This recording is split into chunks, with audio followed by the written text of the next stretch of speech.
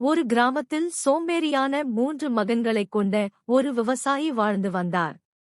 அந்த மகன்கள் எப்போதும் விளையாடிக் கொண்டும் ஊர் சுற்றிக் கொண்டுமே இருப்பார்கள். வயதான அந்த விவசாயிக்கு தன் மகன்களின் எதிர்காலத்தைப் பற்றி பெரிய கவலை இருந்தது. ஒருநாள் அந்த விவசாயி நோய்வாய்ப்பட்டார். சாகும் தருவாயில் இருந்த அவர் தன் மகன்களை அருகில் அழைத்தார்.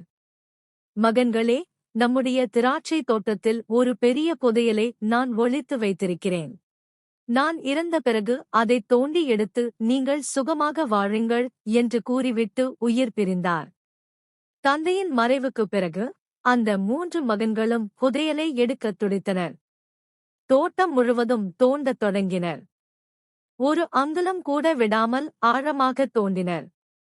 ஆனால் அவர்களுக்கு ஒரு தங்கக் காசு கூட கிடைக்கவில்லை. மிகுந்த ஏமாற்றமடைந்தனர். அப்போது அந்த ஊர் பெரியவர் ஒருவர் அங்கே வந்தார். ஏற்கனவே நிலத்தை தோண்டி தயார் செய்துவிட்டீர்கள், இதில் விதைகளை ஏன் விதைக்கக்கூடாது என்று யோசனை சொன்னார். வேறு வழியின்றி மகன்களும் தோட்டத்தில் திராட்சை விதைகளை விதைத்தனர். அந்த ஆண்டு மழை நன்றாக பெய்தது.